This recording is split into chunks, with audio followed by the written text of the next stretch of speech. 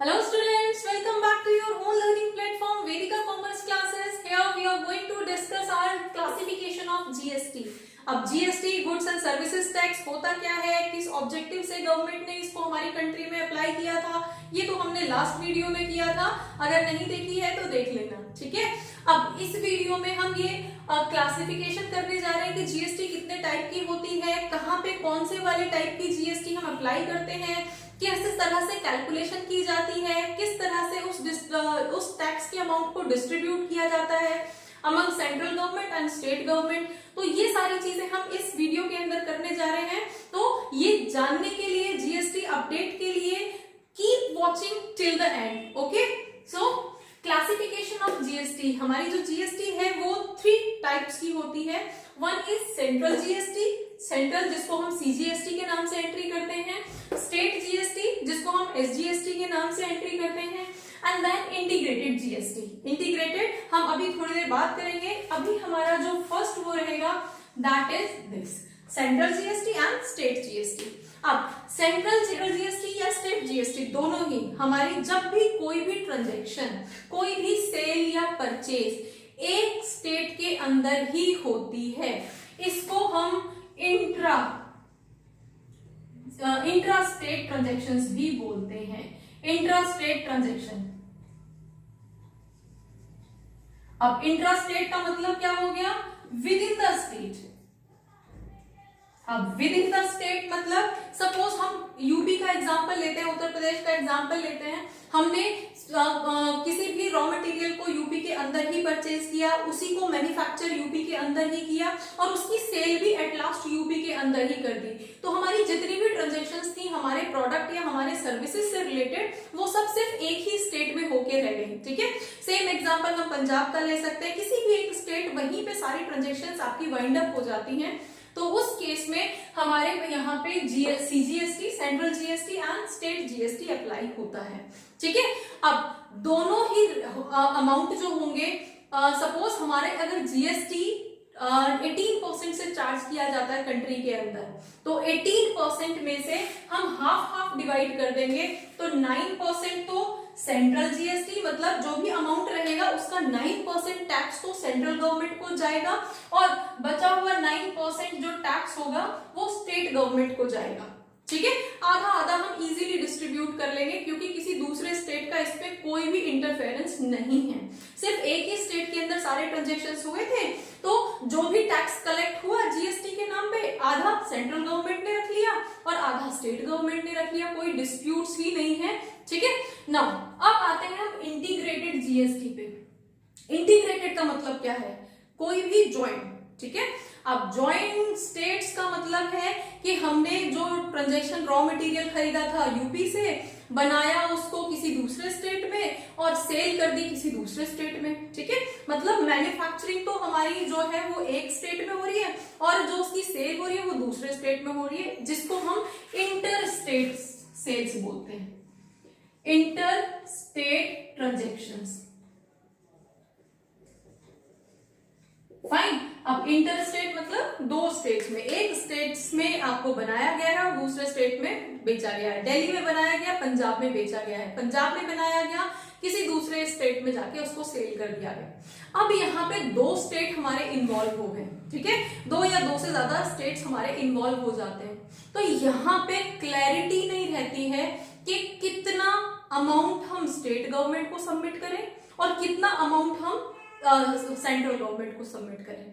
तो जैसे हमारा स्टेट जीएसटी और सेंट्रल जीएसटी के केस में था, एक ही स्टेट के अंदर सारी ट्रांजैक्शंस हुई है, आधा आधा दोनों ने बांट लिया, ठीक है। लेकिन यहाँ पे तो पता ही नहीं है कि कितनी जो सेल हुई है उसका कितना परसेंट टैक्स जो है वो स्टेट गवर्नमेंट को जाना है, कौन सी स्टेट गवर्नमेंट को जाना है और फाइनली सेंट्रल गवर्नमेंट को कितना सबमिट होना है, ठीक है। अब सपोज दिल्ली में कोई कंपनी है, वो कंपनी पंजाब में भी बेचती है अपना सामान, उत्तर प्रदेश के अंदर भी बेचती है, कर्नाटका, आपका कहीं भी दूसरे स्टेट्स, मल्टीपल स्टेट्स के अंदर वो सेल करती है। तो अब ये डिसाइडेड नहीं है कि कौन से स्टेट की गवर्नमेंट को कितना परसेंट टैक्स जाएगा। ऐसे केस में हम यहाँ पे इंटीग्रेटेड जीएसटी लगाते हैं और सारा का सारा जो टैक्स अमाउंट है वो हमारा सेंट्रल गवर्नमेंट को जाता है। सेंट्रल गवर्नमेंट हो। अब सपोज हम एग्जांपल ले रहे हैं कि हमारा 18% का जीएसटी अप्लाई होता है किसी भी पर्टिकुलर गुड्स या सर्विसेज पे, तो सारा का सारा the whole amount of tax of 18% वो सारा का सारा हमारा सेंट्रल गवर्नमेंट को जाएगा। किसी भी स्टेट गवर्नमेंट को कितना देना है वो सेंट्रल गवर्नमेंट अपने आप डिसाइड करेगी, और वो बाद में किस तरह से किस फॉर्म में उन स्टेट्स तक वो पैसा पहुंचाएगी टैक्स का, that is not the part of your syllabus. ठीक है, तो अभी आप सिर्फ इतना मान के चलो कि जो इंट्रा स्टेट ट्रांजेक्शन्स होती हैं उनपे हम दो तरह के जीएसटी एक साथ अप्लाई करते हैं, दोनों की ही रिकॉर्डिंग हम एक एंट्री के अंदर करेंगे, और जो भी हमारा जीएसटी का रेट होगा उसको हाफ हाफ डिवाइड कर दिया जाएगा। ठीक है, मतलब 9% हमारा सेंट्रल जीएसटी और 9% हमारा state GST.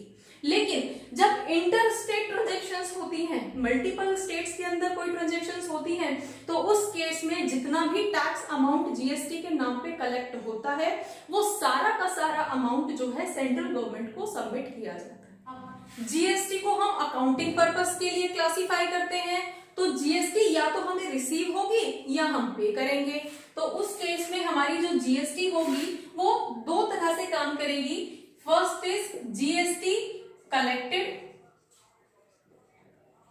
Collected means received, और दूसरी तरफ जीएसटी पेड।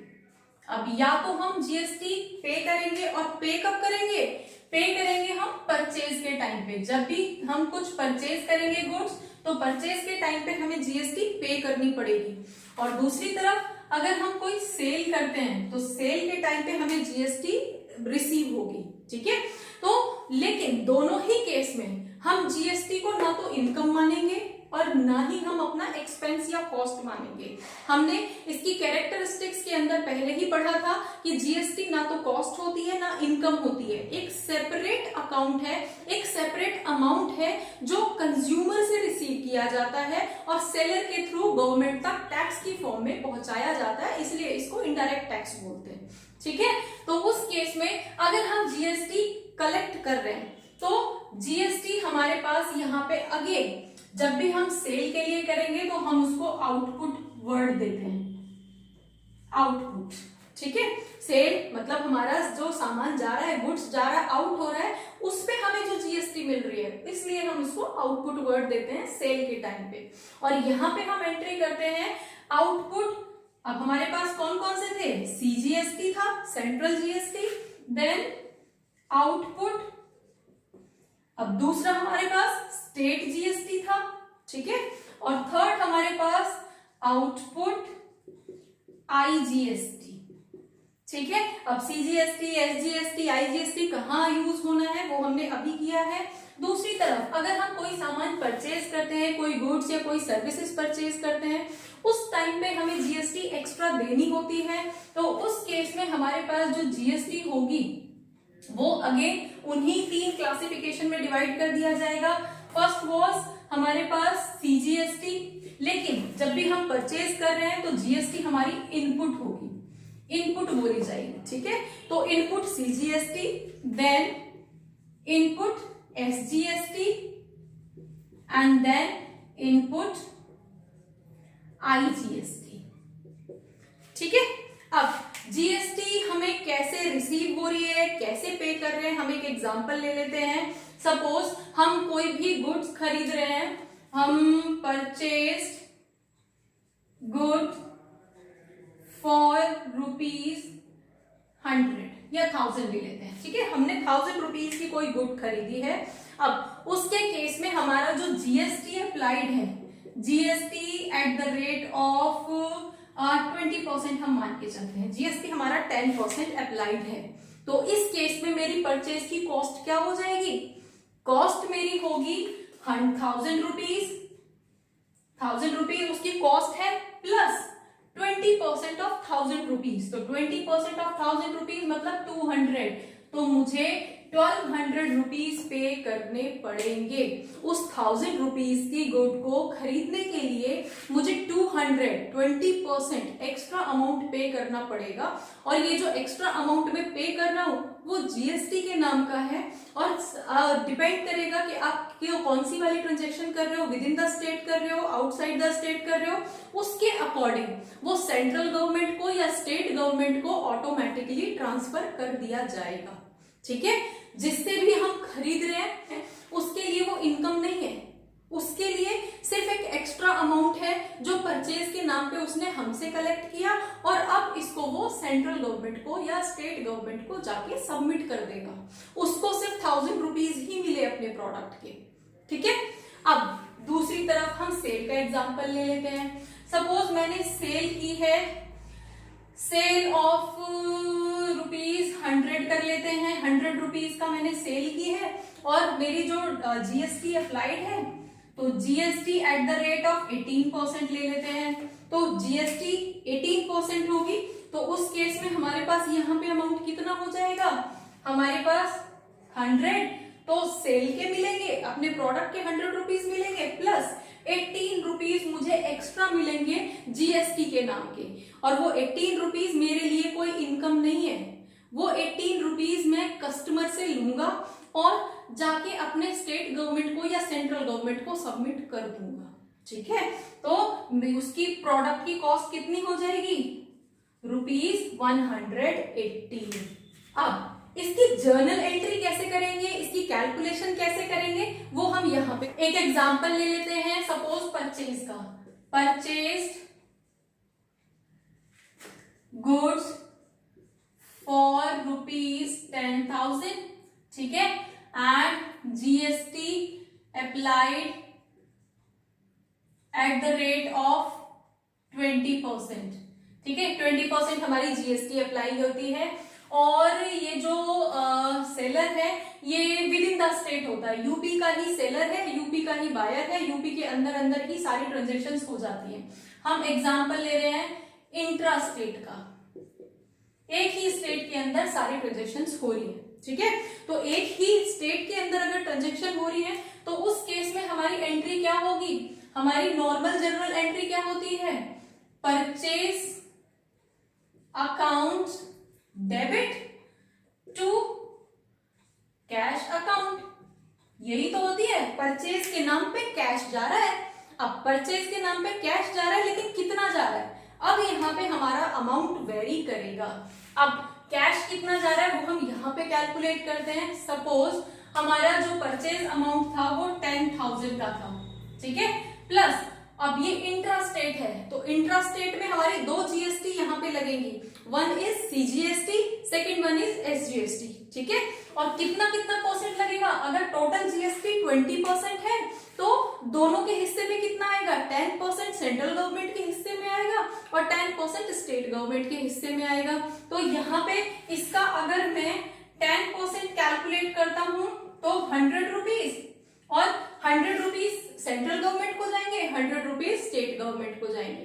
तो हमारी एंट्री क्या हो जाएगी, यहाँ पे परचेज तो था ही, परचेज कितने का था, 1000 का था परचेज तो। ठीक है, अब एक और एंट्री हमारी हो जाएगी क्योंकि मेरे लिए तो एक्सपेंस है ना, मैं खरीद रहा हूँ 1000 रुपीज तो सामान के दे रहा हूँ प्लस एक्स्ट्रा टैक्स भी दे रहा हूँ तो मेरे लिए तो एक्सपेंस हो गया। तो मेरी यहाँ पे एक और एंट्री हो जाएगी इनपुट, अब परचेज कर रहे हैं तो इनपुट वर्ड हमें यूज करना है, input CGST account debit and input SGST account debit. अब कितना कितना, 100 रुपीज तो सेंट्रल गवर्नमेंट को गए सीजीएसटी के नाम पे, 100 रुपीज स्टेट गवर्नमेंट को गए एसजीएसटी के नाम पे। तो मेरी तरफ से टोटल कैश कितना गया, मेरी तरफ से टोटल कैश 1000 प्लस 100 प्लस 100 1200 का जाएगा। हम यहाँ पे इस तरह से इसकी एंट्री शो करते हैं, समझ आया। ठीक है, तो हमारी जो एंट्री होगी वो परचेज की इस तरह से की जाएगी। ठीक है, अब ये तो थी हमारी इंट्रास्टेट। अब एक एंट्री हम इंटरस्टेट करके देख लेते हैं। इंटरस्टेट, अब इंटरस्टेट में क्या होगा, इंटरस्टेट में हमें 2 जीएसटी लगाने की तो जरूरत है नहीं, सिर्फ एक जीएसटी अप्लाई करते हैं और वो कौन सी होती है, आईजीएसटी, इंटीग्रेटेड जीएसटी। तो हमारे पास सेम क्या रहेगा, 1000 रुपीज का सीधे 20%, 1000 रुपीज का 20% 200 रुपीज। तो मेरे लिए एंट्री यहाँ पे क्या हो जाएगी, परचेज अकाउंट डेबिट, परचेज तो मेरी 1000 की थी ही, ठीक है, plus input IGST account debit, और आईजीएसटी मेरा कितना लगा 1000 रुपीज का 20%, तो सीधे हम 200 रुपीज यहाँ पे लिखेंगे टू कैश अकाउंट। बदले में कैश चला गया और कैश चला गया मेरी तरफ से 1200 रुपीज, ठीक है। तो ये ट्रांजेक्शन मेरी कौन सी वाली है, यहाँ पे मेरा सिर्फ 200 रुपीज का डायरेक्ट लगा, और ये सारा का सारा जो अमाउंट रहेगा वो सेंट्रल गवर्नमेंट को जाएगा, ठीक है। तो हमारी ये एंट्री हो जाएगी अगर ये ट्रांजैक्शन इंटर स्टेट हो रही है, एक स्टेट से दूसरे स्टेट में हो रही है, तो मीन्स वो 1000 रुपए का सामान खरीदने के लिए मुझे 1200 रुपीज देने पड़ेंगे, 200 रुपीज एक्स्ट्रा देने पड़ेंगे, that is GST, goods and services tax. Same services पे भी लगेगा। अगर कोई सर्विसेज में 1000 रुपीज की परचेज करता हूं तो और उस पे जीएसटी अप्लाइड होता है 20%, तो मुझे 200 रुपीज एक्स्ट्रा देने पड़ेंगे उस सर्विसेज को अवेल करने के लिए, ठीक है। अब ये तो हो गया हमारा परचेज का। अब दूसरी तरफ हम सेल का एग्जांपल ले लेते हैं। तो यहां पे हम सपोज सेल करते हैं, sale of goods, sold goods for ₹1 lakh, ठीक है, GST at the rate of 18% हम जीएसटी मान के चलते हैं, ठीक है। अब यहां पे फर्स्ट इंट्रास्टेट, अगर इंट्रास्टेट का मतलब विद इन द स्टेट, एक ही स्टेट के अंदर हमें अगर ट्रांजैक्शन करनी है तो हमें क्या अमाउंट रिसीव होगा, हमारी नॉर्मल सेल की क्या एंट्री होती है, सेल के बदले में कैश आता है, कैश डेबिट होता है, तो हम पहले वही एंट्री लिख लेते हैं, cash account debit to sales account.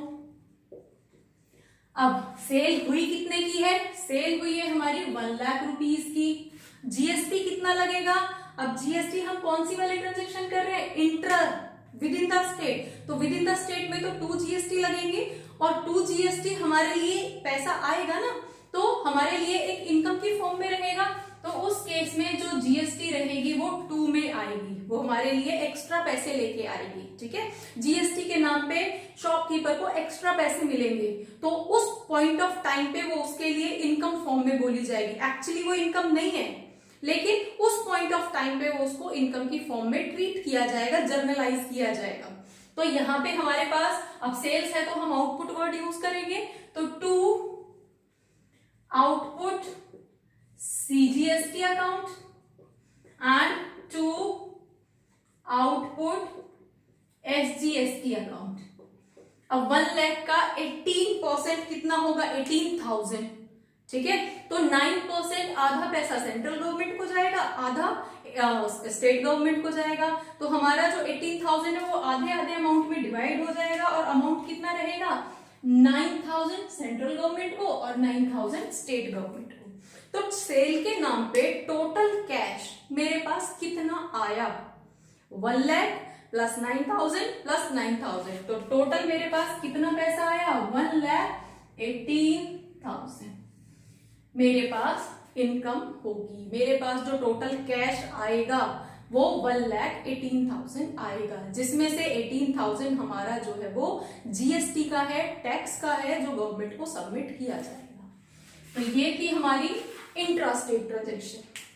अब हम एक ट्रांजैक्शन इंटर स्टेट कर लेते हैं। इंटर स्टेट मतलब एक स्टेट से दूसरे स्टेट में ट्रांजैक्शन हो रही है, सेल कहीं हो रही है, परचेज कहीं हो रही है, यूपी, पंजाब, दिल्ली, मध्य प्रदेश, व्हाटएवर, ठीक है। तो उस केस में हमारे पास कौन सी वाली जीएसटी अप्लाई होगी, आईजीएसटी, इंटीग्रेटेड, ठीक है, सब इंटीग्रेट है, एक स्टेट दूसरे स्टेट से जुड़ा हुआ है, किसी पे कोई टैक्स रेट किसको कितना इन्वॉल्वमेंट है कुछ भी क्लियर नहीं है, तो हम सारा जो जीएसटी का टैक्स का अमाउंट है वो सेंट्रल गवर्नमेंट को सबमिट करेंगे, ठीक है। तो हमारे पास एंट्री क्या हो जाएगी यहाँ पे, cash account debit to sales account. अब सेल्स अकाउंट मेरी 1 लाख रुपीस की है, और to output output IGST account. अब आउटपुट आईजीएसटी तो पूरा रेट लगेगा एक ही जगह पे, तो 1 लाख का 18% कितना हो जाएगा 18,000। तो यहाँ पे जो अमाउंट रहेगा कैश कितना आया 1,18,000 का मेरे पास कैश आएगा। और नरेशन तो हम हर एंट्री के साथ लिखेंगे, चाहे वो विद जीएसटी हो या विदाउट जीएसटी। ठीक है। अब सेम एंट्री जो है वो आपकी सर्विसेज पे भी अप्लाई होती है। आपकी टेलीकॉम सर्विसेज हो सकती हैं, आपकी बैंकिंग सर्विसेज हो सकती हैं, इंश्योरेंस सर्विसेज हो सकती हैं। आप नॉर्मली रेस्टोरेंट में खाना खाने जाते हो तो वहां पे वो आपसे सर्विस चार्जेस लेते हैं, वो भी हो सकती हैं।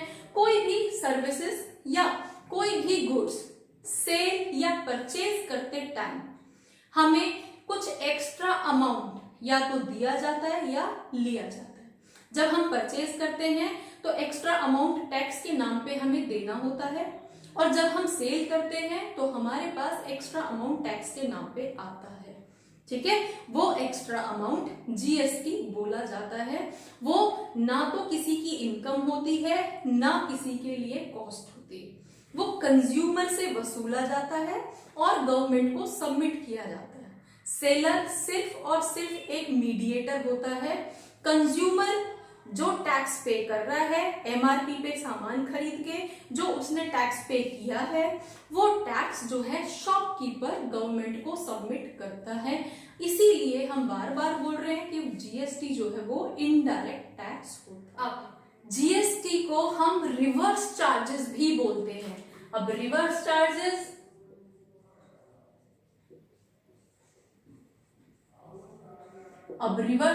का मतलब क्या है?